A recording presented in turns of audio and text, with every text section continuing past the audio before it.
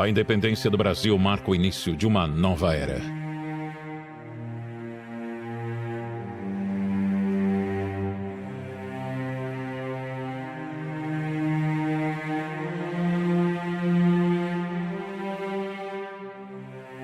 A jovem nação agora precisava constituir suas próprias estruturas e se estabelecer como a única monarquia na América Latina.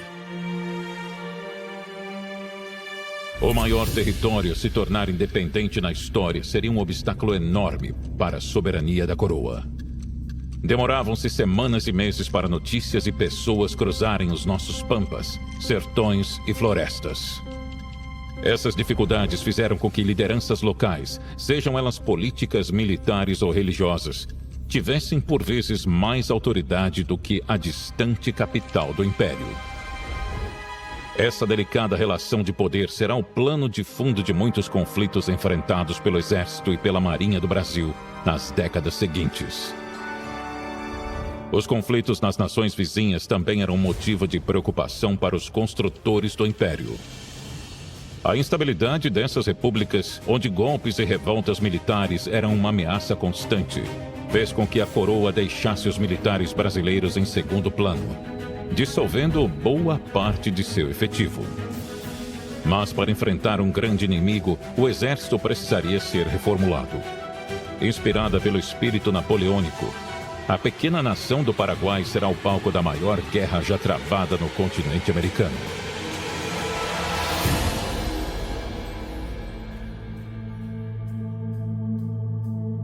Uma vez reformulado e poderoso, o exército já não podia mais ser dissolvido. Uma série de questões levará à queda da monarquia, e serão militares os líderes dessa revolução. O bando de ideias novas havia chegado no Brasil. No coração e na mente de uma elite militar, crescia uma ideia que vai tutelar a política brasileira por quase um século. Imbuídos pelo espírito do seu tempo, o exército fará o Brasil encontrar seu destino pela espada.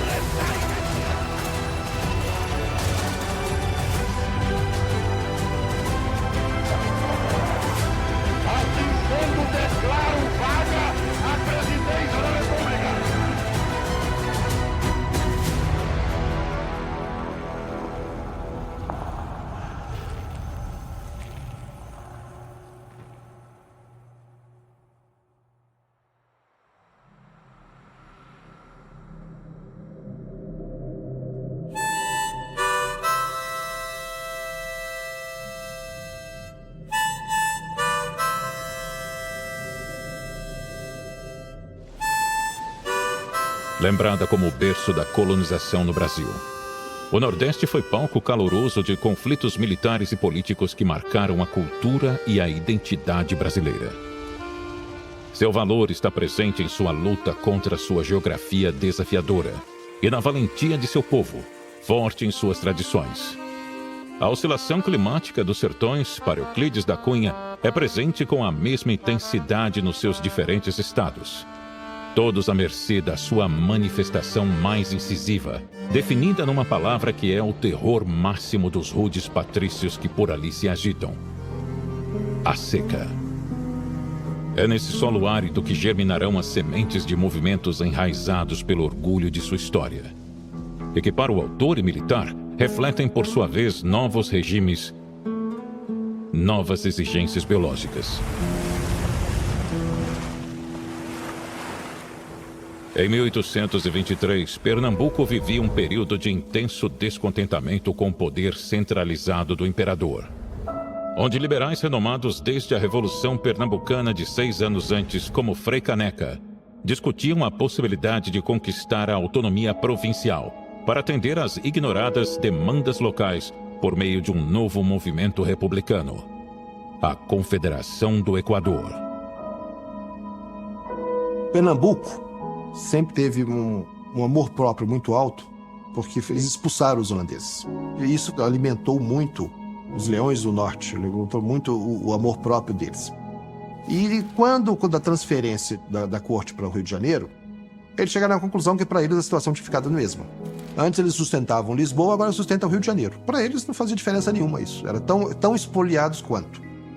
E isso vai criar, vai ser um substrato original da Revolução de 1817. Mas esse mal-estar continuou fermentando. E ele vai voltar em 24.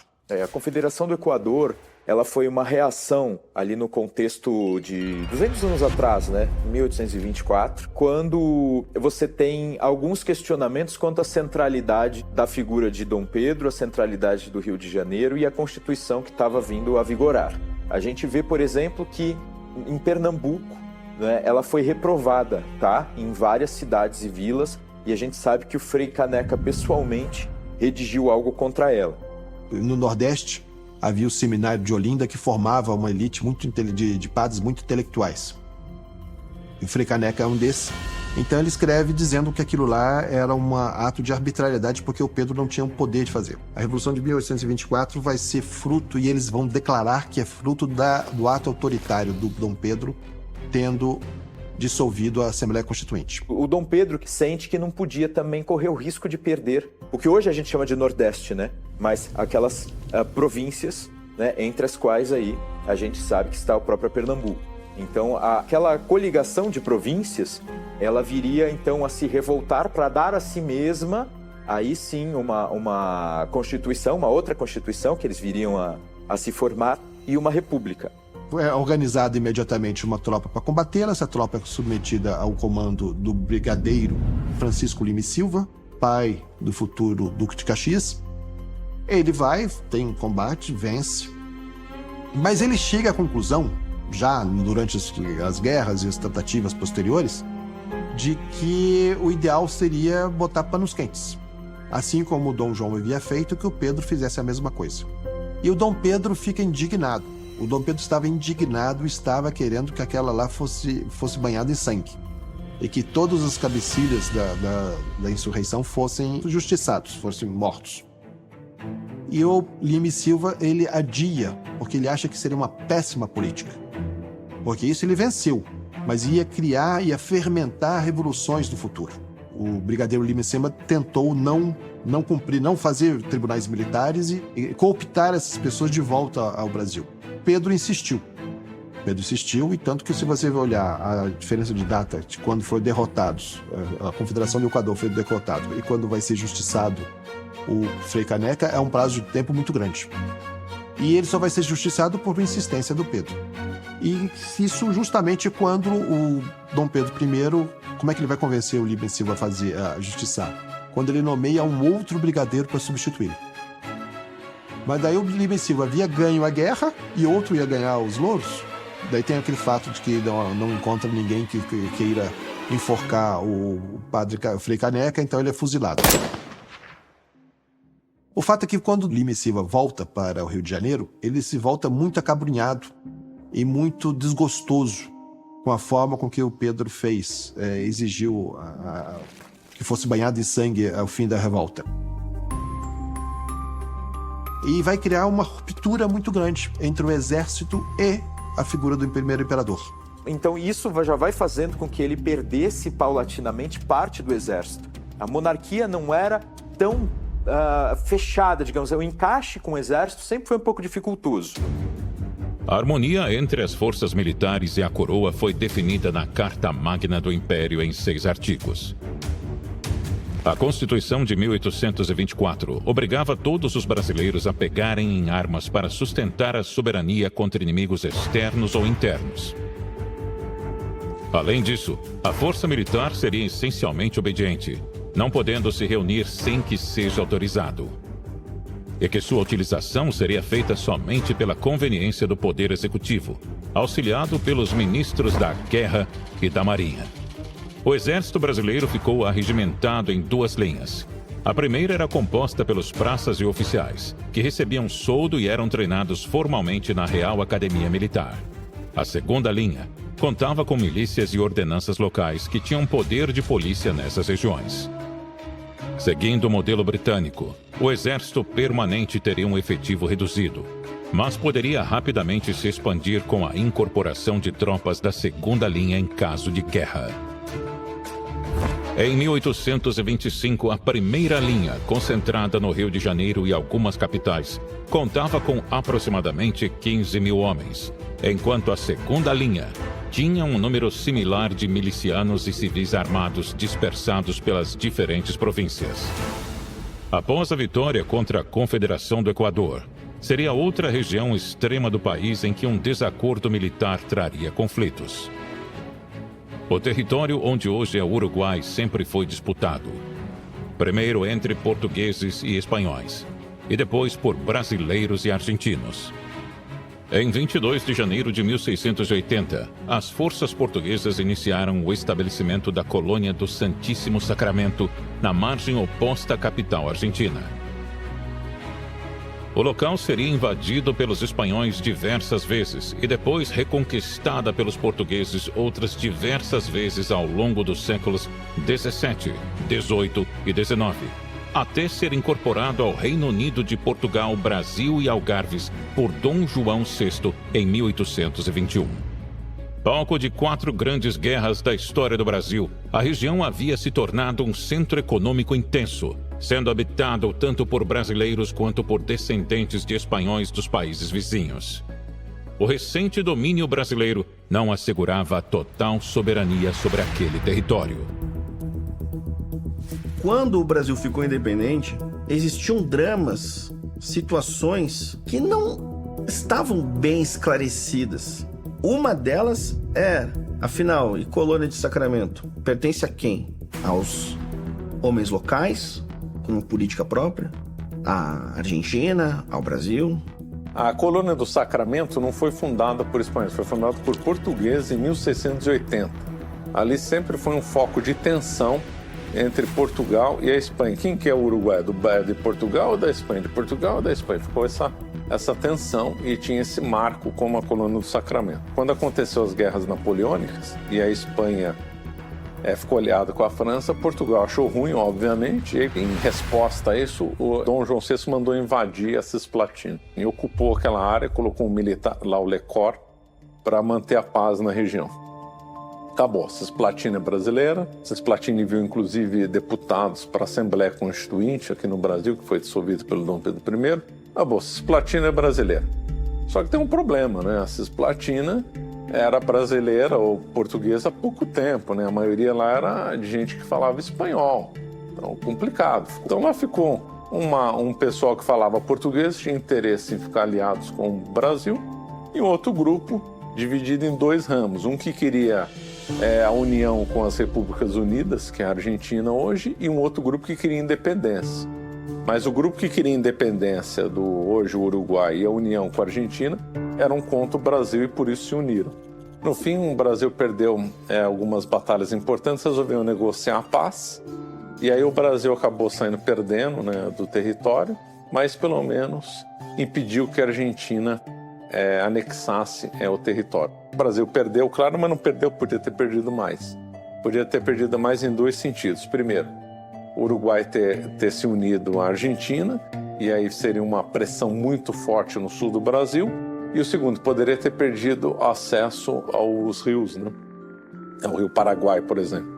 E ele soube negociar, o governo brasileiro soube negociar a paz, colocando uma condição de que todos os rios ali internos seriam rios internacionais, ou seja, o Brasil poderia continuar navegando até Corumbá. O Brasil perde a Guerra da Cisplatina. O Brasil, naquele momento, até para legitimar a sua independência, se endividou. Precisou sim de um respaldo, por exemplo, inglês. Precisou sim negociar com Portugal meios de compensação. Então era um período, tudo isso se conjuga. A derrota na Guerra da Cisplatina acirrou os ânimos políticos no Império. A economia havia sofrido com os custos da guerra. A alta dos impostos, dos preços das mercadorias e dos aluguéis geravam insatisfação na população, especialmente no Rio de Janeiro. A falência do primeiro Banco do Brasil afundava ainda mais o país em dívidas. A imagem do próprio imperador sofria desgaste. De um lado, sua vida privada, com a traição e morte da sua primeira esposa, não agradava à elite conservadora. De outro, havia uma desconfiança em relação aos interesses portugueses de Pedro. Desde a morte de seu pai, o monarca se envolveu decisivamente na sucessão do trono em Portugal, o que preocupava os brasileiros. Muitas notícias falsas acusavam Pedro de conspirar para reunificar os países. Os jornais, único veículo de notícias da época, criticavam autoridades e o próprio imperador por suas ingerências políticas que priorizavam Portugal. Na província paulista, o jornalista Líbero Badaró, chefe do jornal O Observador Constitucional, um dos principais críticos do governo, foi assassinado por militares. A morte causou grande comoção e a impunidade com os executores fez com que as suspeitas recaíssem em Pedro. Alguns meses depois, no dia 11 de março de 1831, a Noite das Garrafadas foi um conflito iniciado por portugueses que apoiavam Pedro e a reunificação dos reinos. Se estendendo por 3 dias, o atrito na capital do Império acirrou ainda mais os ânimos contra o imperador. Esse sentimento se intensifica quando o monarca dissolve o Ministério dos Brasileiros no dia 5 de abril daquele ano, substituindo por novos membros, sendo 2 deles portugueses. Revoltada, a população queria mudanças drásticas. Uma revolução estava a caminho. E isso vai terminar quando, na Revolução de 7 de abril de 1831. Em 1831, o comandante da tropa do Rio de Janeiro era o mesmo Lima Silva. Ele, de certa forma, vai comandar a insurreição, vai tornar a insurreição militar, civil e militar também, e que vai acabar levando o Pedro a abdicar do trono. Uma parcela desse exército vai responsabilizar o imperador por não conseguir extrair do parlamento recursos suficientes para eles vencerem a batalha, ao passo que os parlamentares vão dizer que está sugando recurso demais para uma guerra que acaba sendo frustrada. Então ali já se gera uma insatisfação entre os militares com o imperador, que essa elite política vai aproveitar para gerar uma pressão em cima dele, e isso vai levar àquele movimento que leva à abdicação. A gente percebe que ele perde o exército. Então é uma espécie de golpe militar, sabe? O imperador, em desconexão com o exército, perde a mão e percebe: isso aqui vai dar muito sangue. Dom Pedro I, que era amado pela população, mas entrou em confronto com outros poderes, a elite política e mesmo com os militares. Em 1831, os militares, no mês de abril, se amotinaram no Campo de Santana e já não queriam mais acatar as ordens de Dom Pedro. Então, o imperador sem exército, um governante sem exército, ele não pode governar, ele não tem como dar conta de governar. E diante dessa situação, a saída que ele encontra é a abdicação. Então, é possível também vincular o Exército Nacional nessa sua forma germinal como um agente que colaborou para a, por que não, queda de Pedro I. Usando do direito que a Constituição me concede, declaro que hei muito voluntariamente abdicado na pessoa de meu muito amado e prezado filho, o senhor Dom Pedro de Alcântara. Boa Vista, 7 de abril de 1831. Pedro. Retornando à sua terra natal, o libertador do Brasil travou uma guerra contra seu irmão pela sucessão do trono português. Entrincheirado com seus homens, Pedro deu tiros de canhão, socorreu feridos e avançou sob fogo inimigo, derrotando Dom Miguel e garantindo o reinado de sua filha. Mas o esforço cobraria seu preço. Enfermo com tuberculose desde a guerra, ele se retira para o palácio de Queluz, onde permanece de cama.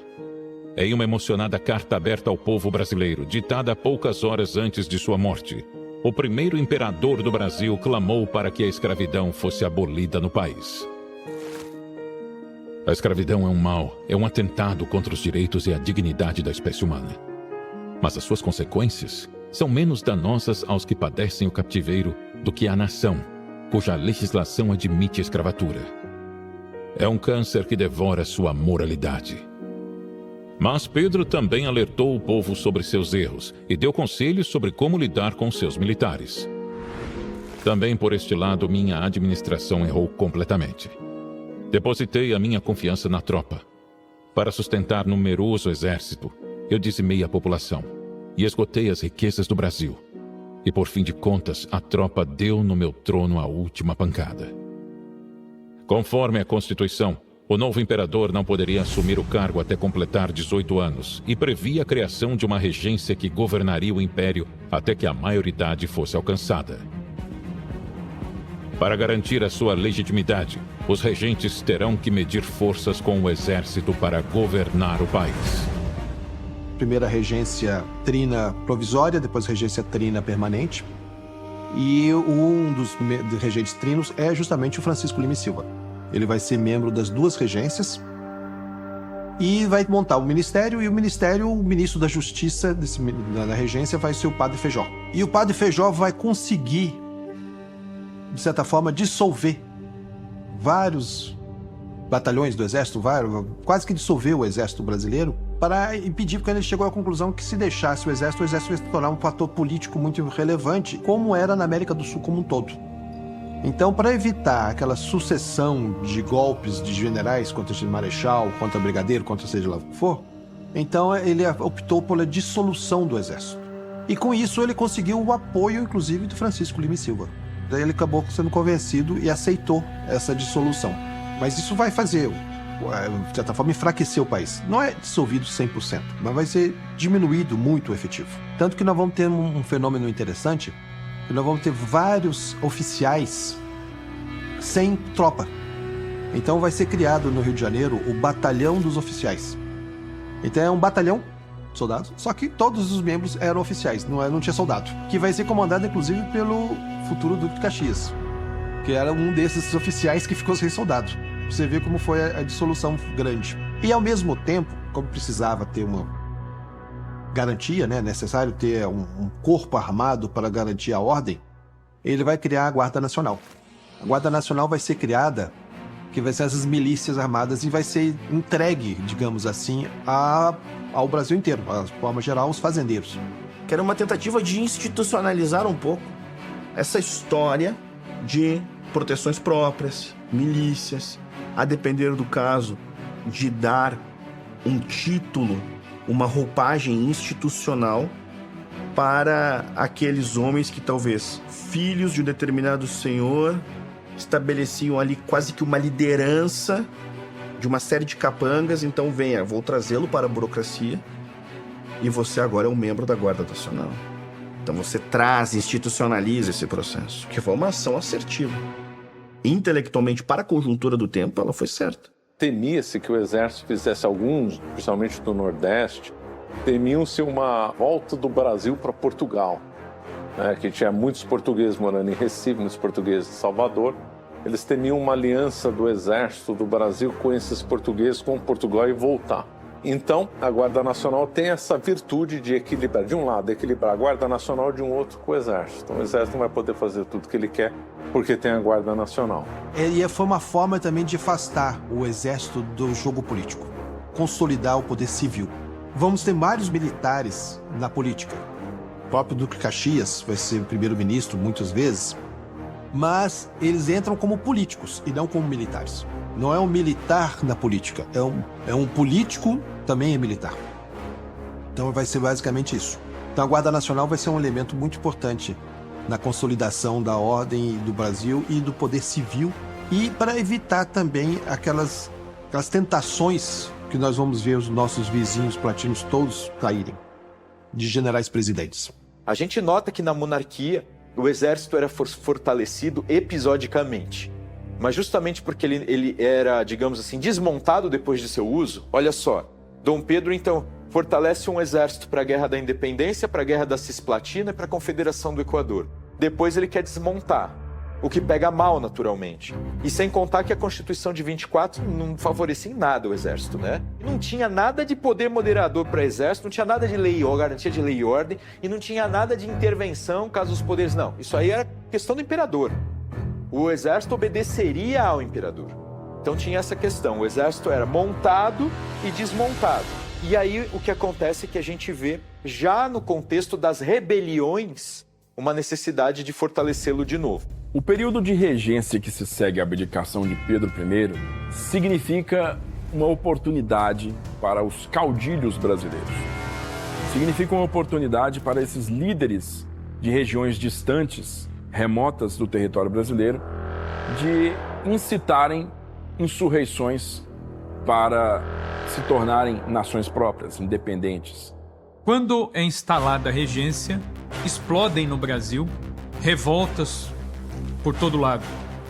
Havia um medo de que o Brasil se fragmentasse, de que ideias estranhas às ideias da monarquia ganhassem corpo, e de fato a cobrança de impostos teve um reflexo muito direto no governo regencial. Os impostos subiram e isso agita a população mais pobre e começam a eclodir diversos movimentos contrários às atitudes do governo regencial. Então, é um ponto em que o território brasileiro correu um sério risco de ser desmembrado, visto que a regência não gozava, não tinha uma representatividade, uma legitimidade aos olhos dessas pessoas. E lembrando que a situação do Brasil como uma jovem nação, como a maior nação independente da história, você não tem automaticamente a identificação de todas essas pessoas como brasileiros. Eles não se sentem brasileiros. Não mudou a cabeça deles da noite para o dia. Então isso colabora para que esses movimentos tenham muita adesão.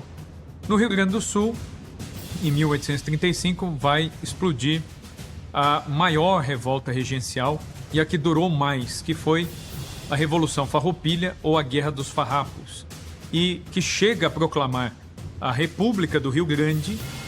A província do Rio Grande se chamava Província de São Pedro do Rio Grande, e então ela se torna a República Rio-Grandense.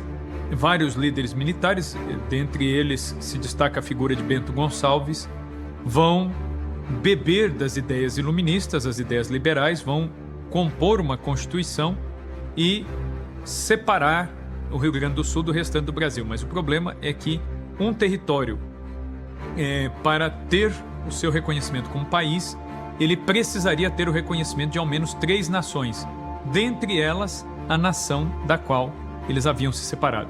E o governo regencial não quis reconhecer essa separação do Rio Grande do Sul. Começa uma guerra, os rio-grandenses vão pegar em armas, vão lutar bravamente por essa independência. Essas ideias, esses ideais todos, eles aparecem ainda hoje na bandeira do estado do Rio Grande do Sul, esses elementos que remontam à Guerra dos Farrapos. Mas em 1845, 10 anos depois do início dessa revolta, o Duque de Caxias, Luiz Alves de Lima, vai conseguir negociar o fim dessa revolta e o Rio Grande do Sul foi reintegrado à unidade da nação. Foi durante as revoltas regenciais que os construtores do Império decidiram que a maioridade de Pedro II traria unidade ao Brasil. O movimento contava com um apoio popular e no Rio de Janeiro podiam ser vistos cartazes e panfletos com os dizeres: "Queremos Dom Pedro II. Embora não tenha idade, a nação dispensa a lei. e viva a maioridade. Vencidos os conflitos internos, as atenções políticas e militares novamente se voltavam para as questões do prata. Ao longo do século XIX, entre guerras civis, revoluções e conflitos internacionais, a América Latina vivenciou dezenas de disputas armadas que resultaram em mais de 300 mil mortos. Palco de 6 guerras, a Foz do Prata e as terras em torno dos rios que penetram o continente eram cobiçadas pelas novas lideranças que surgiam na América independente. Muito sensíveis aos acontecimentos recentes na Europa, as nações na América Latina precisavam estabelecer suas novas fronteiras. Então nós tivemos, a partir do início do século XIX, a completa fragmentação e estruturação de novos países. Então todos esses países eles dependeram da desorganização do que ficou conhecido como Vice-Reino da Prata. Todos esses países, ao mesmo tempo em que alcançaram a sua independência, eles precisaram se estabelecer como países independentes, mas também precisaram travar no âmbito externo da política e das relações internacionais a relação entre si. O Paraguai terminou sendo das províncias espanholas a mais injustiçada, porque a Argentina levou a maior parte das terras deles. Essas terras eram terras muito ricas e terminaram sendo expoliados, porque o Paraguai se confundiu com as reduções jesuíticas. Então, houve muita expoliação, muita perda de terras. No que interessa a Guerra do Paraguai, nós temos o Brasil, que permaneceu nesse mesmo contexto como uma monarquia, e nós temos tanto a Argentina, quanto o Uruguai, quanto o Paraguai se constituindo como estados republicanos, fazendo fronteira com o Brasil. No caso do Uruguai, nós tivemos uma situação muito delicada. Ambos os países, Argentina e Brasil, tiveram muito interesse na condução da soberania uruguaia. Isso por um motivo muito simples. O Uruguai ele detém um papel extremamente importante de controle da foz do Rio Prata. E até então, o ingresso para o interior do Brasil, naquilo que era de interesse da coroa brasileira, era controlar, porque por intermédio do Rio da Prata, Rio Paraná, e na sequência você conseguiria adentrar dentro do nosso espaço mais interior, já que não havia ligação por terra do litoral, digamos assim, para o interior do Brasil. E o Paraguai também tinha um interesse muito forte dentro desse contexto de afirmação das soberanias nacionais, porque o Paraguai, digamos, ele é um enclave dentro da América Espanhola, dentro da América do Sul, na medida em que ele não tem saída para o mar.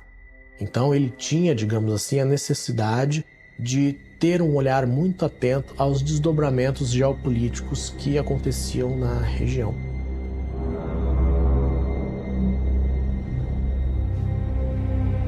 Solano Lopes, ímpeto napoleônico. Solano Lopes foi um assassino, além de ser o principal responsável pela Guerra do Paraguai. O Paraguai era uma grande fazenda na época, com todo respeito aos paraguaios, mas era. E a ditadura do pai dele durou 30 ou 40 anos, uma coisa assim, e obviamente dispunha dos dinheiros públicos como se fosse dele e tal, Paris. E que ele passava algumas tardes contemplando o túmulo de Napoleão e caraminholando alguma maluquice para fazer aqui na América Latina. E mais interessante que o pai dele, no leito de morte, olhou para ele e disse assim: meu filho, jamais entre em guerra com o Brasil. Muito embora o pai de Solano Lopes o tenha aconselhado a nunca buscar provocar o Brasil num conflito bélico, num conflito armado, Solano Lopes viu na situação de 1863, 1864, uma janela para estabelecer um Paraguai maior, um grande Paraguai, através dos territórios fronteiriços argentinos e brasileiros até o território uruguaio. E aí a gente tem uma série de medidas brasileiras dentro do governo uruguaio que vão forçar no pensamento de Solano Lopes a necessidade de reconquista, digamos, de um espaço para que ele possa ter acesso ao prata. Para movimentar o seu exército chegando em território brasileiro, ele pediu permissão para passar por território argentino. Essa permissão não foi dada pela Argentina aí ele ataca o território argentino, aí ele entra em guerra com a Argentina, e Dom Pedro, num primeiro momento, ele tenta negociar, percebendo que essa negociação não era possível, não era viável, então o Brasil, de fato, entra na guerra. Então, no final de 1864, Solano Lopes ordena a captura, a apreensão de um navio de bandeira brasileira, aprisiona os seus tripulantes e também invade a província do Mato Grosso.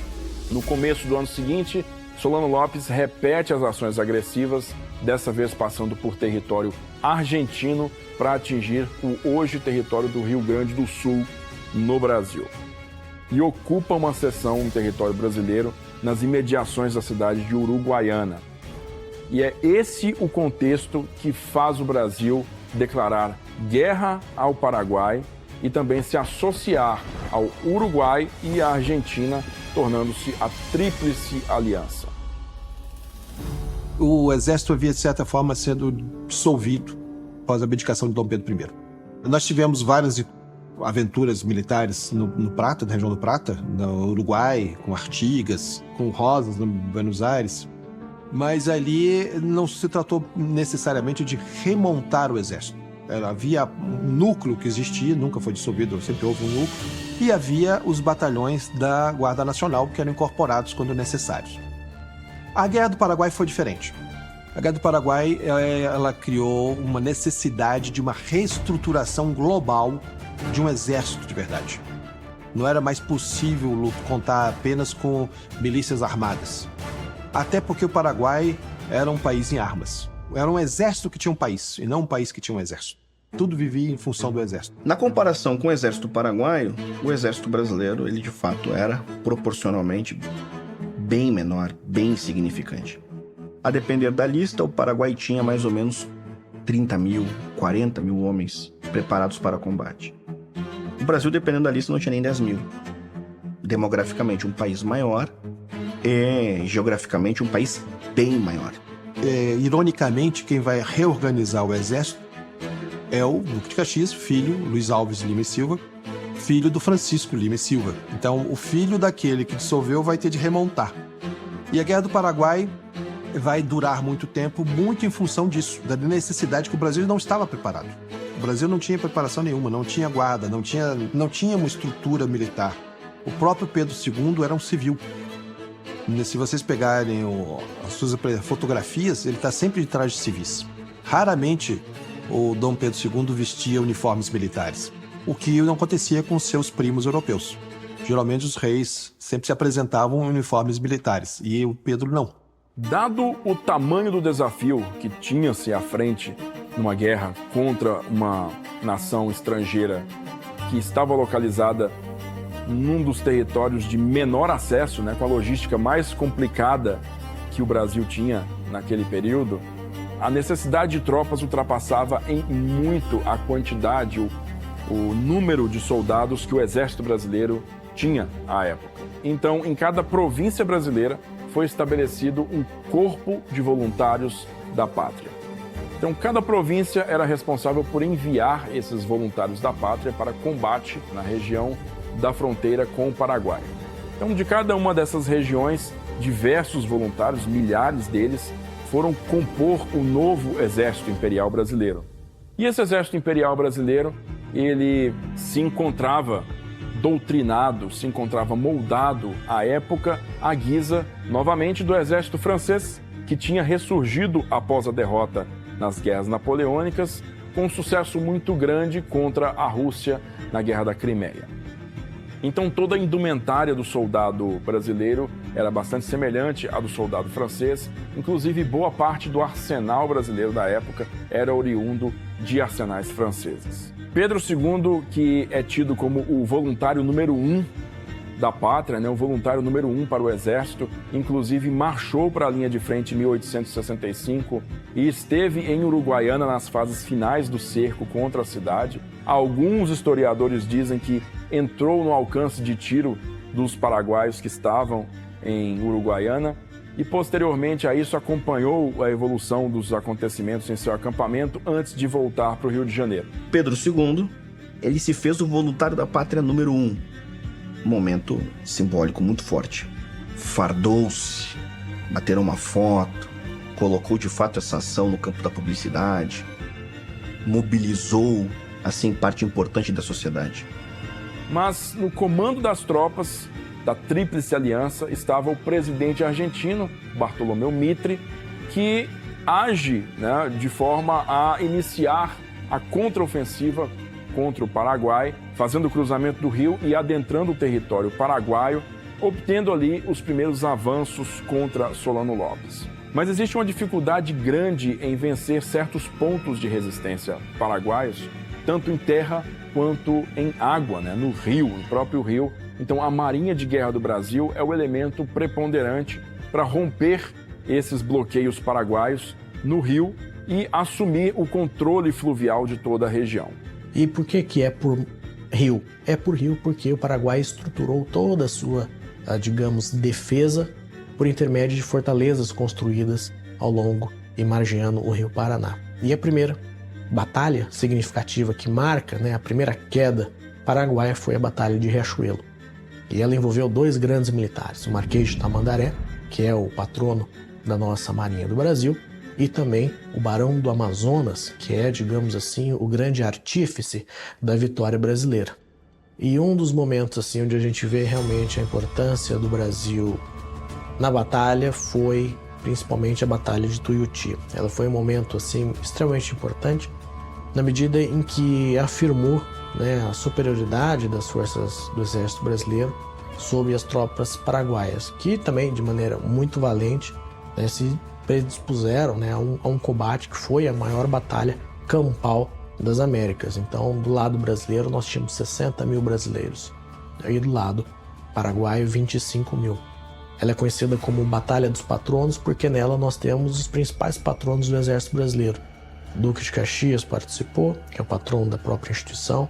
O General Osório, que é o patrono da arma de cavalaria. Emílio Malé, que é o patrono da arma de artilharia, e Brigadeiro Sampaio, que é patrono da arma de infantaria e, muito tragicamente, veio a falecer em razão dos ferimentos recebidos em batalha. Mas é somente a partir da troca de comando entre Mitre e o Duque de Caxias, que vai assumir o comando de todas as tropas aliadas, é que a guerra realmente deslancha a favor do Brasil, da Argentina e do Uruguai. Em dezembro de 1867, Caxias realiza uma sequência de ações ofensivas muito bem-sucedidas, toma diversos fortes paraguaios, num evento que passou para a história como a Dezembrada, e que culmina no começo de 1868 com a tomada de Assunção, a capital inimiga. Então, na Dezembrada, que ocorreram todas no mesmo mês de dezembro, evidentemente, são Avaí e Tororó, Lomas Valentinas e Angostura. E essas batalhas, elas marcam ali a tomada não apenas das fortalezas paraguaias como fortificações, mas elas marcam também o recuamento do Solano Lopes para o interior, né, do Paraguai. E é quando o Duque de Caxias decide unilateralmente que a guerra está militarmente vencida e, inclusive, como relatado por diversos historiadores, facilita a fuga de Solano Lopes do campo de batalha, impedindo uma conclusão definitiva para o conflito naquela data. Ao ser informado dessa decisão, Pedro II, então, troca o comando das tropas, chamando Caxias de volta e colocando seu próprio genro, o conde Gaston de, marido da princesa Isabel, no comando dos esforços para dar prosseguimento à guerra. Deodoro, que não gostava do Conde de, disse que jamais teve um comandante militar tão competente quanto o Conde de. Eu acho até bonito essa frase do Deodoro, porque não é muito fácil você reconhecer isso numa pessoa de quem você não gosta, né? Em 1869, aos 27 anos, o comandante supremo dos exércitos aliados, Gastão de Orleans, reorganizou as tropas para a quinta e última fase da ofensiva, a Campanha da Cordilheira. Da capital Assunção, com 6 mil brasileiros, ele marcha para o interior do Paraguai em busca de Solano Lopes, onde trava as sucessivas batalhas de Piribebuí e de Campo Grande, também conhecida como a Batalha das Crianças, visto que o ditador usou, segundo relatos históricos, 3.500 crianças com barbas falsas para atrasar o exército brasileiro. Avançando sobre o território paraguaio, o exército imperial obriga Solano Lopes a recuar para o Cerro Corá, onde ele é cercado e morto. Um golpe de lança de João Francisco Lacerda, conhecido desde a infância como Chico Diabo, acerta o abdômen do ditador que agoniza até sua morte. 5 anos após o início dos conflitos, a guerra chega ao fim. Recebidos como heróis, os combatentes do exército e da marinha foram aclamados pelos populares no seu retorno. Derrotados somente na Guerra da Cisplatina em toda a sua história, os militares brasileiros emergiram mais uma vez vitoriosos, provando seu mérito na bravura e nos triunfos em campo de batalha. Entre os grandes nomes que compõem a história do Brasil, muitos se encontram nas fileiras das Forças Armadas durante a Guerra do Paraguai.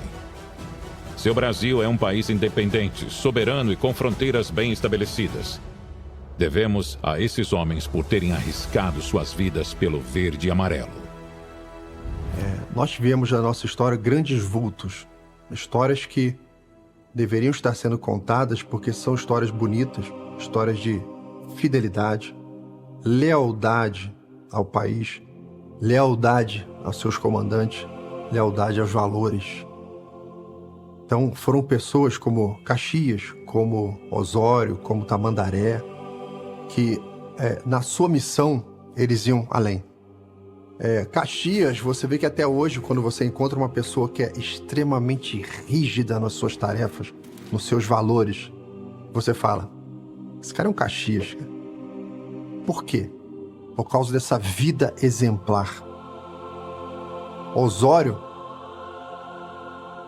Dom Pedro II dizia que Osório era um inconsequente, porque no campo de batalha ele via Osório lá à frente dos soldados lutando. Às vezes ele era o primeiro a colocar o pé em território inimigo. Foi ferido várias vezes, teve vários problemas e tal, por conta desse ímpeto. Mas foi um grande herói da história. Marquês de Herval Osório, depois futuro patrono da arma de cavalaria. Osório é o militar mais fascinante da história brasileira, na minha opinião. Osório tinha 59 anos e não lutava como oficial, lutava como um soldado. Existe um quadro lindíssimo de Pedro Américo.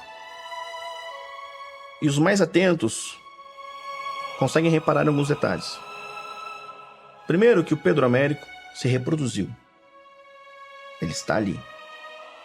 Segundo, que Caxias e outros oficiais estão numa elevação, mas há um oficial no meio do combate. E é o Osório. E ele está lá. Mas há também um outro detalhe. Osório sangra.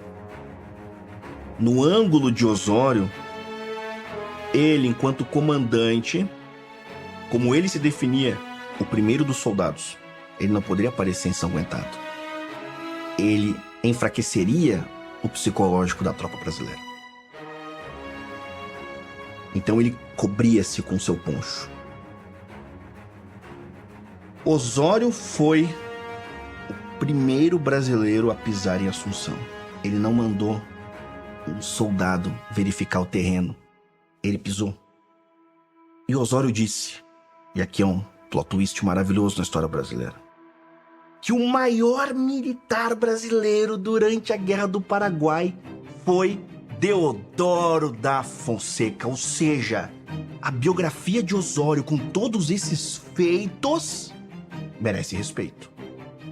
E é este homem, portador dessa biografia, que diz: o maior militar brasileiro durante os combates no Paraguai é Deodoro da Fonseca. Osório foi alvejado no rosto, na mandíbula. Deodoro da Fonseca foi alvejado na bacia. Deodoro da Fonseca perdeu irmãos durante a guerra. Deodoro da Fonseca, de fato, viu, reitero, familiares, irmãos, pessoas do seu meio em combate. Deodoro da Fonseca, quando Osório pisa em Assunção, Osório deu o primeiro passo, Deodoro da Fonseca deu o segundo. Osório dizia: se estou vivo, devo a Deodoro. Concordemos, discordemos, defenestremos a proclamação da República, mas respeitemos o militar Deodoro da Fonseca.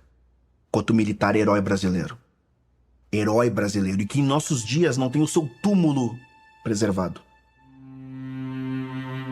Isso me indigna.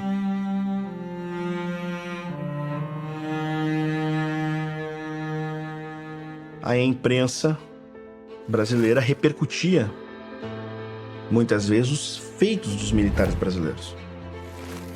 Então, Osório, Deodoro da Fonseca, Floriano Peixoto, Duque de Caxias, Mena Barreto, eles se transformaram em lendas. E para um cidadão, digamos, médio, num tempo sem televisão, sem imagens, a sua principal fonte, o quê? O jornal. O Deodoro da Fonseca, em 1889, ele era popular. Ele era popular. E esse prestígio deriva também dos seus feitos durante a Guerra do Paraguai e a repercussão que essa guerra recebeu da própria imprensa brasileira. A Guerra do Paraguai ela acaba dando força ao Exército como instituição no imaginário da sociedade brasileira. Ele ganha um status novo. E quando você ganha uma posição superior à que você estava antes, Tocqueville fala isso quando ele analisa a Revolução Francesa. A Revolução costuma acontecer quando as coisas melhoraram. Melhorou um pouquinho, o pessoal fica insatisfeito com a situação em que está e acaba gerando uma revolução, gerando uma insubordinação. Os militares passaram a demandar mais. Eles achavam que eles não estavam sendo respeitados pela instituição monárquica e desenvolveram um senso de corporação que não existia antes. Aquela geração que existia antes vai morrendo ou vai ficando muito velha. Os grandes militares do Império, do auge do Império, que participam do comando da Guerra do Paraguai, Caxias, Barroso, Osório, que não deixavam de ter uma participação política, né? Osório era do Partido Liberal, o Duque de Caxias era do Partido Conservador, mas eles tinham uma disciplina muito forte, uma devoção muito forte à instituição monárquica, à coroa, porque eles participaram da pendenga, da luta para garantir a sobrevivência do país em todo aquele cenário convulsionado de regência até a Guerra do Paraguai, até a Guerra da Independência, porque o Caxias luta lá junto com o pai. Então essa geração vivenciou todas essas lutas e enxergava na coroa, na monarquia e na disciplina em relação à coroa um alicerce fundamental para manter aquela sociedade. Essa geração vai morrendo, essa consciência vai desaparecendo e a devoção ao próprio exército que eles integram nessa nova geração vai ganhando mais corpo.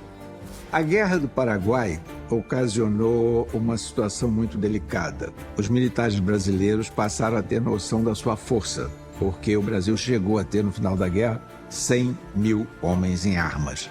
Era, de longe, o maior exército latino-americano.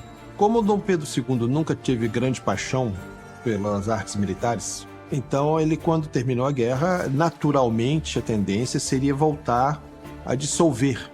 E o exército já tinha experiência disso, já tinha tido experiência disso no início da regência. Com o fim da Guerra do Paraguai, evidentemente, houve a necessidade de fazer uma desmobilização desses militares. Então, na Guerra do Paraguai concluída, nós tivemos que primeiro trabalhar a questão dos escravizados que participaram da guerra. Então, esses foram concedidos os títulos de alforria, foram conduzidos muitas vezes as promessas de pagamento por terra. Então, essa foi uma questão. Agora, a classe militar, digamos, de carreira organizada, ela passou por vários momentos e fases após a Guerra do Paraguai. Porque os militares, após 1870, eles já não se veem mais, digamos, como uma classe unicamente inserida na estrutura do Estado, mas esvaziada de interesses. Eles ganham uma, digamos, consciência enquanto atores políticos, sobretudo pela experiência que eles tiveram em contato com exércitos do Uruguai e da Argentina, onde a figura do caudilho, onde a figura mais interventiva dos militares na vida pública, ela tem um papel mais preponderante a simplesmente as lideranças civis. Então os militares eles começam a analisar a situação do Brasil não apenas como uma força destituída de ideias, mas sim né, como partes ativas dentro do processo histórico no qual eles estão inseridos. Então, toda a oficialidade do Exército Brasileiro ele vai se sentir desprestigiada. E é verdade, efetivamente o Pedro II não valorizava como talvez deveria ser. E isso se refletia, inclusive, em questão de armamento, porque terminada a guerra, a questão era sanear a economia, então nem pensar em comprar novos armamentos, não pensar em questão de disciplina, todas as questões, todo mundo militar foi, de certa forma, abandonado. E isso feriu muitos brios do Exército. Eles pedem também a possibilidade de discutirem na imprensa algumas questões que são propriamente militares e que muitas vezes os comandantes, né, na época eram os ministros da guerra, não tinham contato, não sabiam, e sobretudo a questão financeira de pagamento, né, o soldo desses militares, né, desde antes da guerra que o soldo deles permanece inalterado. Inegavelmente, para Pedro II, a prerrogativa sobre os dispêndios no setor de guerra, no setor de defesa, deveria sempre favorecer a Marinha. A Marinha de Guerra do Brasil, a Marinha Imperial Brasileira, inclusive adquiriu seus primeiros cruzadores oceânicos na década de 1880 e seguiu em franco processo de expansão e ganho de prestígio nas décadas após a Guerra do Paraguai. Isso faz com que muitos oficiais do Exército Brasileiro se sentissem ressentidos por o que seria uma queda em seu prestígio. Os militares reclamarão, por exemplo, de tratamentos forçados, salários, desprestígio social, falta de ocupação. Ou seja, eu preciso de estrutura para treinar, para preparar os meus homens. Eu não posso simplesmente não ocupá-los. Eu não posso esperar um novo conflito para as pressas. Vamos aqui organizar um novo exército. Então eu preciso, de fato, de quartéis. Precisa de uma política de Estado nesse sentido. Qual que era a expectativa dos soldados? Naturalmente, alguém que vai guerrear e arrisca a própria vida em prol de uma nação, no seu retorno você quer algum tipo de recompensa. E a recompensa poderia ser uma recompensa em reconhecimento, né? Mas acontece que o Pedro II faria e estava fazendo era o de sempre. Era simplesmente desmontar e deixar o exército no seu canto. Porque aquilo era uma monarquia, repito, de civilista. Era uma monarquia de padres e bacharéis, né? E os fazendeiros tinham que fazer o seu bacharel, ou um genro ou um filho, né? E seus padres. Então, assim, na América era um dos únicos lugares que era civil mesmo, já que não tinha militar no poder. É interessante a gente pensar que dentro desse ganho de consciência militar, teve uma instituição que foi extremamente importante, que é o Clube Militar. Então, o Clube Militar ele é criado ali no final da década de 1880, né, com influência do Benjamin Constant, Sena Madureira e também do próprio Marechal Deodoro da Fonseca, como um ambiente onde pudesse, né, num laço de sã camaradagem, discutir questões afeitas, né, ao próprio Exército. Então, discutia-se ali desde questões de natureza política, como questões institucionais. Um dos grandes pontos nevrálgicos assim na questão militar que vai surgir é quando o clube militar, ele, né, falando pelos militares, se manifesta no sentido de não cumprir ordens de mais aprisionar escravos. Então, o exército, que já, digamos, tinha uma aspiração a se profissionalizar mais, entendia que aquela era uma função moralmente rebaixadora àquilo que a instituição em si queria alcançar. Então, esse foi um momento assim mais tenso das relações entre o exército e a própria coroa. Eles vão desenvolvendo esse senso de corporação, de que quem está contra mim ou contra o meu amigo militar está contra todos, está contra as armas, ao mesmo tempo que eles querem participar da discussão política. Aí você vai ter militar abolicionista, militar republicano, militar isso e aquilo, defendendo pautas no debate e participando da discussão na imprensa, questionando a política imperial. Nesse momento, é aprovada uma lei para limitar ou proibir a participação dos militares na imprensa, e você vai ter figuras como Deodoro da Fonseca. Deodoro da Fonseca é um dos caras que vão militar contra essa lei. E quando você ofende um militar que está defendendo uma tese, e quando você defende uma tese na política você vai ser ofendido, você participa dessa discussão, o Deodoro da Fonseca é um desses personagens que não conseguem fazer essa separação. Marechal Deodoro comparece ao Congresso desembainha a espada, a levanta e diz: a honra do exército está acima da lei. Eles entendem que as armas, a gloriosa espada está sendo ofendida. E isso vai ser explorado por políticos civis. Quintino Bocaiúva, por exemplo, que era um liberal republicano, muito afeito ao regime oligárquico argentino, às oligarquias da América Hispânica. Esses políticos civis vão fustigar os militares quando interessa a eles para se baterem com o partido que está no poder. Num momento em que Deodoro da Fonseca faz essa liderança, dessa pressão, nós temos os liberais no comando, então ele está batendo no Partido Liberal. Os militares vão se envolvendo enquanto corporação nessa pendenga militar. Isso é muito perigoso, essa pendenga política. Isso é muito perigoso para a saúde das instituições políticas. Qualquer país do mundo, os militares não podem se imbiscuir na política, porque afinal de contas ele é um cidadão armado. O cidadão armado, ele tem a arma. Então isso, a tendência de sobrepor sua opinião pela arma é muito maior. Então é uma questão óbvia de civilizacional. O problema do militar, quando ele assume funções políticas, você está discutindo um sujeito que está com um trabuco na cintura. Então é muito difícil uma discussão equilibrada nesses termos. E no Brasil havia também isso. E havia várias manifestações, várias vezes os militares no final do Império se manifestaram por questões políticas mais genéricas. E muitas vezes o Ministério Civil tentou, o Ministro da Guerra, que geralmente era um civil, tentava punir os oficiais. Segundo um relatório apresentado pelo Visconde de Pelotas no Senado, em 1884, o efetivo do Exército Brasileiro era de cerca de 13.500 homens. Sabe quantas pessoas foram presas dentro do Exército Brasileiro naquele ano? 7.500 homens.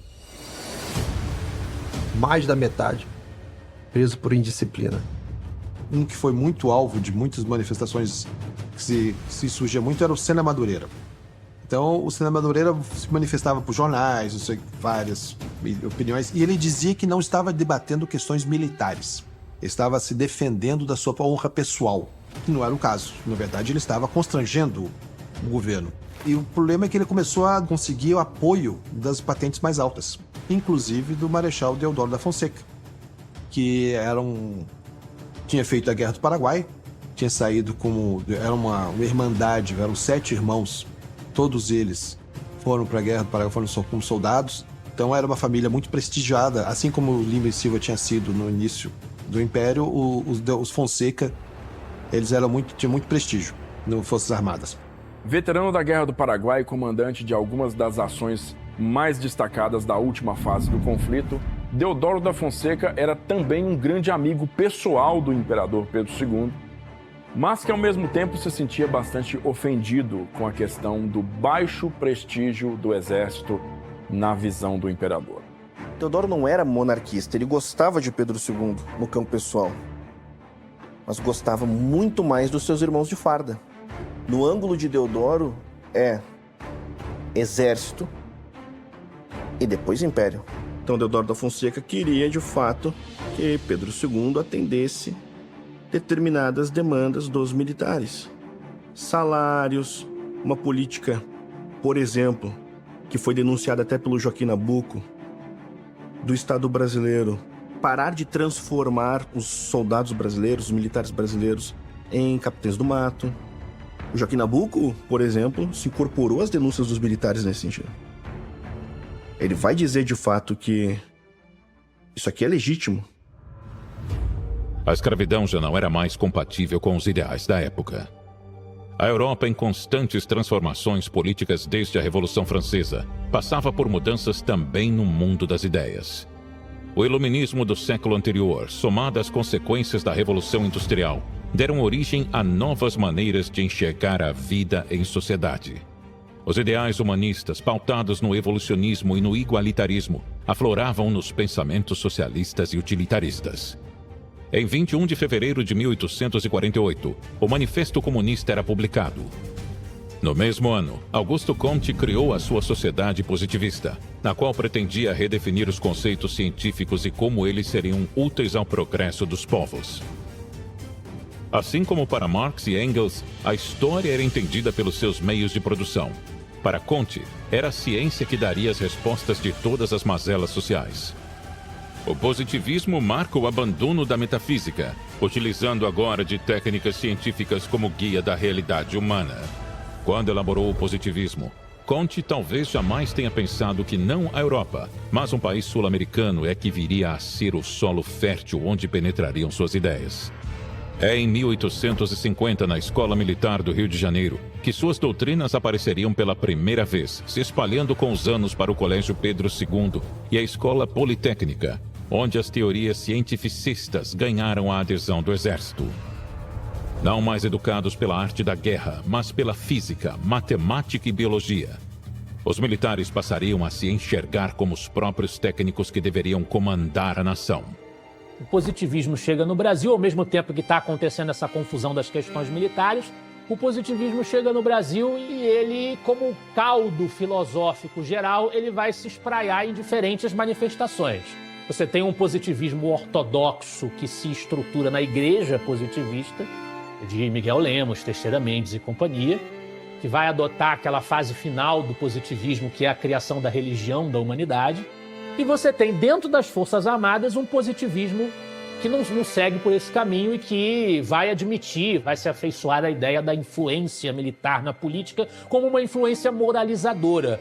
Porque o positivismo acaba tendo o impacto de relativizar a importância do liberalismo, da discussão da opinião, de relativizar a importância do individualismo. Comte usa a palavra altruísmo. Isso aí é absorvido pelos positivistas como uma ode à dissolução do indivíduo no grande coletivo amoroso, né? E existe também a ideia de uma elite tecnocrática que vai conduzir os rumos, e o Exército acaba se identificando como sendo pertencente, diretor dessa elite. Essa cultura vai se formando aí, já nesse final do Império.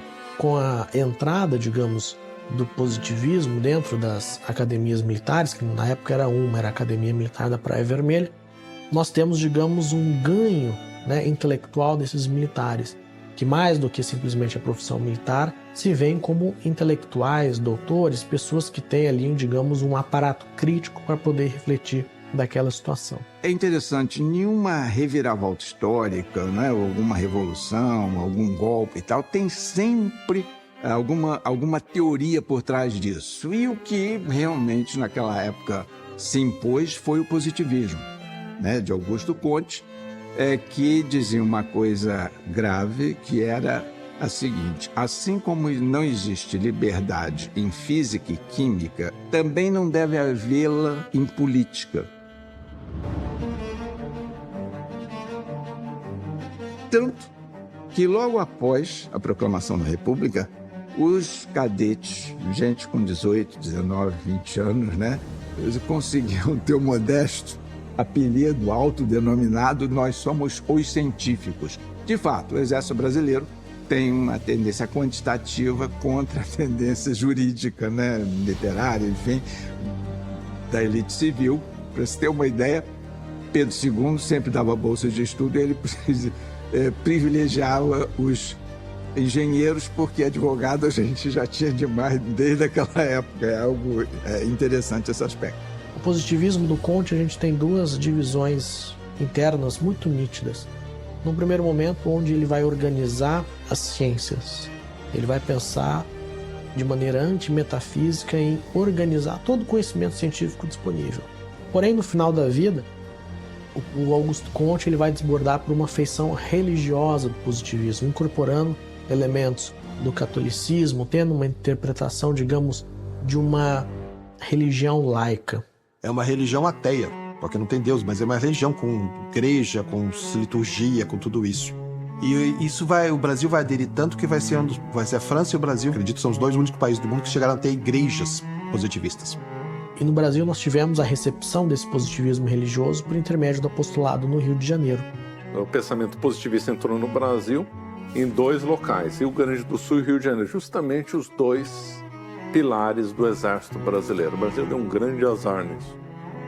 Eles eram os dois pilares mesmo, porque 50% do Exército do Brasil ficava nesses dois lugares, no Rio de Janeiro e no Rio Grande do Sul. Aí quem comandou todos os movimentos do Brasil desde a República até 1985 é um liame entre Rio Grande do Sul e Rio de Janeiro. E os dois influenciados pelo positivismo. E essa doutrina foi bastante abraçada por uma classe de oficiais do Exército Brasileiro, que era chamada de os acadêmicos, que era um grupo de oficiais que se dedicava muito mais a questões intelectuais do que à profissão das armas. E o grande mentor dessa geração foi Benjamin Constant. O Benjamin Constant, ele era positivista e ele tinha, né, uma precedência moral, né, sobre toda essa oficialidade. Então, o Benjamin Constant ele foi professor de Rondon, Tasso Fragoso, de toda essa oficialidade que vai ainda parecendo muito distante, ela vai estar presente na década de 20, década de 30 ainda, né, no serviço ativo. E o Benjamin Constant, ele adota o positivismo, né, a partir de uma perspectiva científica. E o Benjamin Constant não era, como Raimundo Teixeira Mendes, Miguel Lemos, um positivista religioso. Benjamin Constant ele acreditava no positivismo como ideia, evolução social. Ele acreditava de fato num tipo de darwinismo social. Precisamos de uma solução política A para que a sociedade seja conduzida à evolução. E aí ele vai incutir nos novos militares a concepção de que vocês, mais que soldados, vocês devem atuar para o exercício da cidadania brasileira. Vocês devem atuar na política.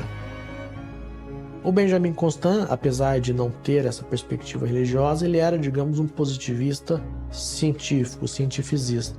E era nessa vertente que ele levava os seus ensinamentos para os seus alunos, né? Em razão de ter combatido na Guerra do Paraguai, ser, digamos assim, um modelo ideal do militar, né? Integrado na força, mas ao mesmo tempo um homem das ciências, um homem da cultura, um erudito, era evidentemente absolutamente impressionável, né? Aquela juventude. E ele é, digamos, uma figura de referência dentro desse momento. Tanto é que ele está na geração que fundou o próprio clube militar. Pedro II queria que o Benjamin Constant desse aula para suas filhas, anos antes. E assim, Pedro II era um homem de profunda cultura. Então, se ele reconheceu que Benjamin Constant era um professor formidável, apesar das diferenças políticas, é porque o Benjamin Constant era muito bom. Só que ele era um professor, usando uma linguagem contemporânea, que doutrinava os alunos. Eu vejo, dependendo do caso, as pessoas falarem assim: precisamos de escolas militares porque lá o aluno não é doutrinado. A nossa república foi configurada com alunos doutrinados dentro de escolas militares. Está na gênese da nossa república a doutrinação escolar protagonizada por militares. E o símbolo máximo disso, Benjamin Constant.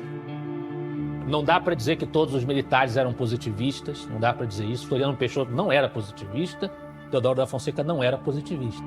Mas faz parte, junto com esse caldo do senso de corporação, a criação da ideia do cidadão soldado, que nós somos mais nobres do que os civis, nós temos mais virtudes patrióticas, nós defendemos a pátria, então nós somos mais nobres, nós temos o condão moral de retificar a balbúrdia política, a corrupção, a ineficiência institucional. Eles passam a identificar em si mesmos os atores que vão representar essa agenda, que vão ter essa missão. Esse senso vai se criar no Exército. Mesmo que ele não seja positivista, o positivismo entra para dar o recheio da coisa e fazer o desfecho dessa mistura. Mas é o casamento dessas duas tradições, o positivismo com esse senso do cidadão soldado, junto com a militância política que leva às questões militares, que vai começar a baquear as instituições imperiais. Segundo o autor Francisco Doratioto, o fim da Guerra do Paraguai foi o momento do apogeu da força militar e da capacidade diplomática do Império do Brasil, mas, de forma paradoxal, contribuiu para o acirramento de contradições do Estado monárquico brasileiro, enfraquecendo-o. Uma série de questões leva à deposição de Dom Pedro II e à queda da monarquia, mas é no seio do exército que a conspiração ganhará corpo. Em 1884, o tenente-coronel Antônio Sena Madureira, então comandante-chefe da Escola de Tiro de Campo Grande, no Rio de Janeiro, escreve um artigo homenageando o jangadeiro Francisco, conhecido como Dragão do Mar, que havia, com outros jangadeiros, se recusado a transportar negros escravos e era símbolo do abolicionismo na província do Ceará. O tenente-coronel ainda autorizou a escola de tiro a fazer uma festa de recepção ao jangadeiro em sua visita à capital do Império. Após ser questionado pelo então ministro da Guerra, o senador Franco de Sá Sena Madureira respondeu que caberia somente ao seu superior militar, o comandante-geral da artilharia, o Conde d'Eu, exigir explicações dos ocorridos. O ministro então decide pela punição do tenente-coronel pela insubordinação com a sua transferência para a Escola de Tiro de Rio Pardo, na província do Rio Grande do Sul. É na capital gaúcha que Sena Madureira se aproxima do jornalista Júlio de Castilhos, então líder do Partido Republicano Rio-Grandense. No Jornal de Castilhos, A Federação, Sena Madureira publica um artigo argumentando que sua punição estava em desacordo com a Constituição do Império, que garantia a liberdade de expressão como direito. Em resposta, o tenente-coronel é exonerado de seu cargo na escola de tiro pelo governo imperial. Devido à exoneração, militares aquartelados em Porto Alegre planejavam uma revolta em apoio a Sena Madureira, que, junto a Júlio de Castilhos, pede autorização para o Marechal Deodoro da Fonseca para dar prosseguimento ao ato. Deodoro não apenas permite a manifestação, mas declara também o seu apoio aos revoltosos. Os eventos culminam na manifestação dos alunos da Escola Militar da Praia Vermelha, no Rio de Janeiro. Sob a liderança de Benjamin Constant, os oficiais e cadetes aprovam uma moção de apoio ao movimento do Rio Grande do Sul, declarando como objetivo a resguarda dos direitos constitucionais do Exército. Ao saber disso, seguindo o conselho de seu ministro da Guerra, Dom Pedro fecha a escola e desliga seus alunos. No dia 2 de fevereiro do ano seguinte, os oficiais convocam uma reunião no Teatro Recreio, liderada por Deodoro e Sena Madureira, que, por consequência, leva à exoneração de 50 alunos que participaram. A adesão das tropas às insubordinações continuava, e em 1889, o major Solon Ribeiro fez circular um boato de que Deodoro e Constant seriam presos a pedido do presidente do Conselho de Ministros. Mais uma vez revoltadas, no dia 15 de novembro, as tropas marcharam com Deodoro à sua frente, para o Campo de Santana, local histórico de manifestações militares durante o Império. As expectativas dos conspiradores eram altas. Porém, ao discursar, o marechal apenas disse que o presidente do Conselho de Ministros, o Visconde de Ouro Preto, estava demitido. E ainda bradou: "Viva o Imperador!". A queda da monarquia não foi anunciada por Deodoro. Insatisfeitos, os conspiradores então convenceram o marechal a assinar um termo que extinguia a monarquia, instaurava uma república e o declarava chefe do governo provisório. Ainda naquele dia, reunidos na Câmara Municipal do Rio de Janeiro, os republicanos fizeram uma solene proclamação com a nova bandeira, enquanto era executado o hino da Revolução Francesa no ano de seu centenário. O único ferido na última rebelião militar do Império foi o Barão de Ladário, então ministro da Marinha, alvejado com um tiro ao resistir à sua prisão. 100 tiros de canhão, de forma apressada e furtiva, os militares haviam derrubado o Império em apenas um dia. Não, da República foi basicamente o seguinte, foi uma quartelada que deu certo porque o Partido Conservador aderiu. E por que o Partido Conservador aderiu? Por causa da Lei Áurea. Ninguém estava defendendo mais a escravidão em si, mas o que os fazendeiros queriam, e os fazendeiros eram o esteio do Partido Conservador, era uma indenização, qualquer que fosse. E se viesse sem indenização, quem tinha de fazer a emancipação tinha sido o Partido Liberal. O Partido Liberal, sim, poderia ser. Por quê? Porque os fazendeiros que seriam espoliados, digamos assim, teriam aonde refugiar-se, que seria no Partido Conservador. Quando o próprio Partido Conservador faz a Lei Áurea, então os fazendeiros não tinham mais a quem recorrer. Então ela rachou o poder conservador. Os liberais já estavam muito rachados em função de uma crise que teve em 68. E vai, inclusive, em 1870, dar origem ao Manifesto do Partido Republicano. Em 88, quando a princesa Isabel força a racha do partido Conservador, daí quando vem no ano seguinte os militares e fazem aquela quartelada, não tem quem defenda. Não havia nenhuma história de estar maduro o Brasil estava maduro para a República, isso é bobagem. A Lei Áurea foi fundamental para reconciliar, mas não daquela forma como foi feito. E isso também vai explicar que no governo provisório, quando o Deodoro da Fonseca faz o primeiro ministério, o primeiro ministro da Fazenda foi o Rui Barbosa. E Rui Barbosa era um republicano do dia seguinte. Ele não participou, ele não era republicano, ele era liberal. Ele era dos liberais radicais, mas não era republicano. Ele vai se tornar no dia seguinte. E uma das primeiras coisas que ele vai fazer é queimar todos os documentos referentes à escravidão. Por quê? Todos os registros. Para inviabilizar qualquer possível indenização. Ele vai justificar que aquilo era uma mancha na história do Brasil, que tinha de ser apagado, mas no fundo, era uma inviabilizar, porque ele sabia que aqueles fazendeiros que estavam aderindo porque queriam uma indenização. Então, para evitar a indenização, que ele era... Esse ponto era pessoal dele, ser contra qualquer possibilidade de indenizar os senhores escravos, ele resolveu queimar todos os documentos. Foi essa a razão de ser. Quando vêm os militares e fazem aquela passeata, não tem ninguém para sustentar o trono.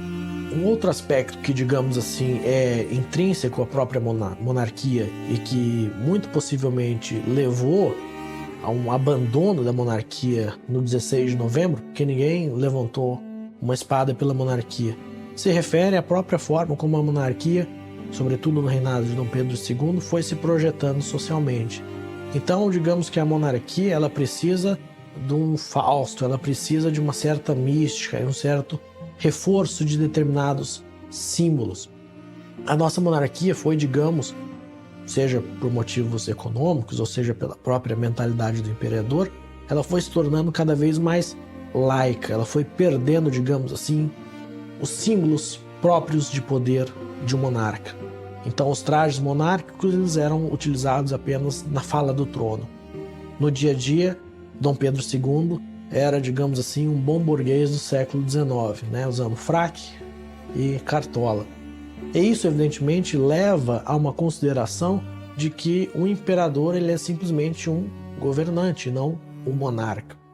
Então, assim, são muitas as razões pelas quais a gente pode tentar explicar o comportamento de Pedro II naquele 15 de novembro, mas o fato é que ele decidiu cumprir com aquilo que lhe foi demandado e saiu do território brasileiro ainda no meio da noite, daquela madrugada do dia 16 de novembro, rumo a seu exílio na Europa.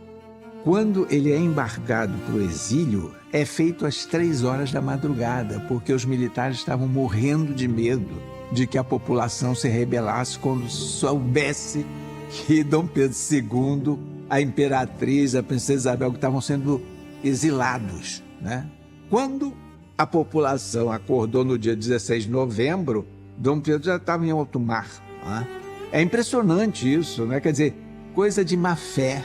Do sujeito que está fazendo uma coisa, sabendo que está fazendo besteira, está fazendo coisa errada, sem apoio da população.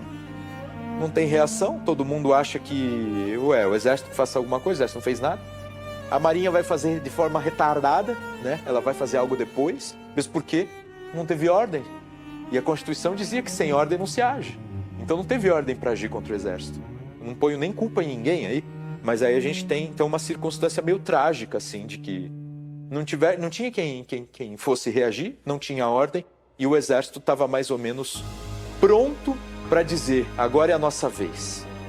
Alguns comandantes do exército brasileiro, a princípio, mostraram-se favoráveis ao imperador, não reconhecendo o novo governo do Rio de Janeiro, mas ao saberem da saída do imperador do país, decidiram não mais se mostrar resistentes e cumpriram com as demandas que também lhes foram impostas. Quem de fato traiu Pedro II foi Floriano Peixoto. Esse o traiu. Afinal, ele era ministro do Estado brasileiro e ele dizia ao Visconde de Ouro Preto, dizia assim, Não há conspiração militar alguma.